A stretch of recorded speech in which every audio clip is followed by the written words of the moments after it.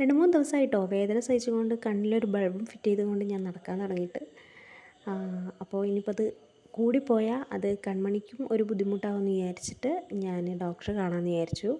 അങ്ങനെ ഞാനും ഏട്ടനും കൂടി ഡോക്ടറെ കാണാൻ പോവുകയാണ്. അതിനു മുമ്പ് കൺമണീനെ ഒന്ന് സെറ്റിലാക്കണം. അങ്ങനെ ആളെ ഉറക്കി കിടത്തിയിട്ടൊക്കെയാണ് ഞങ്ങൾ പോണത്. നല്ല സങ്കടമുണ്ട് കേട്ടോ ആളെ ഒറ്റയ്ക്കാക്കിയിട്ട് പോണേൽ. പിന്നെ അമ്മ ഉണ്ട്, അതുകൊണ്ടൊരു സമാധാനമാണ്. അങ്ങനെ ഞങ്ങൾ രണ്ടുപേരും കൂടി അച്ഛനെ കാണിച്ചാൽ അതേ ഡോക്ടറൊക്കെ തന്നെ കാണിക്കാമെന്ന് വിചാരിച്ചു. വളാഞ്ചേരി നിസാറിലെത്തി.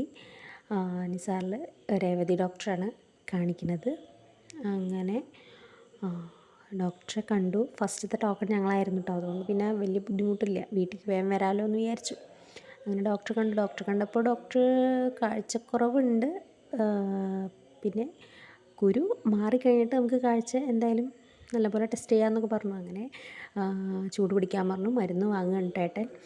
അങ്ങനെ തിരിച്ച് വീട്ടിലെത്തിയപ്പോൾ ഒരാൾ നല്ല ഉറക്കമാണ്. കുളിയൊക്കെ കഴിഞ്ഞിട്ട് നല്ല ഉറക്കം കേട്ടോ. എന്തായാലും വേണ്ടില്ല, എണീക്കുമ്പോൾ പാലൊക്കെ കൊടുക്കാമെന്ന് വിചാരിച്ചിട്ട് ഞാൻ വേഗം എൻ്റെ പണികളൊന്ന് തീർക്കാമെന്ന് വിചാരിച്ചു. കുറച്ച് തീരുമാനമുണ്ടായിരുന്നു. അങ്ങനെ അലക്കാനുള്ള തുണികളെല്ലാം വാഷിംഗ് മെഷീനിലിട്ടാണ്. പിന്നെ കണ്ണ് നല്ല വേദന ഉണ്ട് കേട്ടോ, എന്നാലും നമ്മൾ ചെയ്യേണ്ടത് നമ്മൾ തന്നെ ചെയ്യണ്ടേ.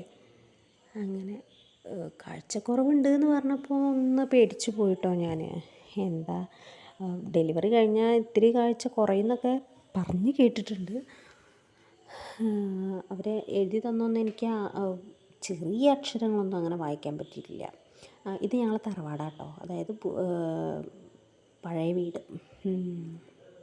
ഞങ്ങൾ കഴിഞ്ഞ വർഷമാണ് ഇങ്ങോട്ട് കയറിയിരുന്നത്, പുതിയ വീട്ടിലേക്ക് കയറിയിരുന്നത്. ഈ വീട്ടിലേക്കാട്ടോ എന്നെ കല്യാണം കഴിച്ച് കൊണ്ടുവന്നത്.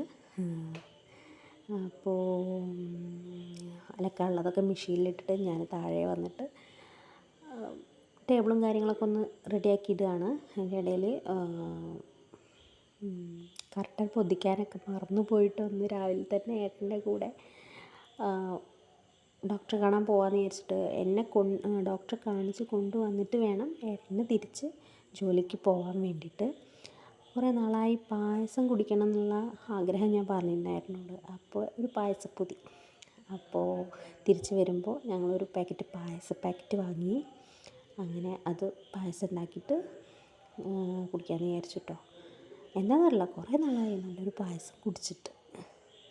അപ്പോൾ അതുണ്ടാക്കുകയാണ്. ഇന്നിപ്പോൾ വലിയ മഴയൊന്നും ഇല്ലാത്തൊരു ദിവസം കേട്ടോ. കൺമണി ഉറങ്ങി എണീറ്റിട്ടില്ല. അങ്ങനെ പായസമൊക്കെ പാക്കറ്റ് പൊട്ടിച്ചിട്ട് തിളയ്ക്കാൻ വേണ്ടി കാത്തിരിക്കുക കേട്ടോ. ക്ഷമയൊന്നുമില്ല. അപ്പോൾ അത്രയേ ഉള്ളൂ. ബൈ ടാറ്റാ.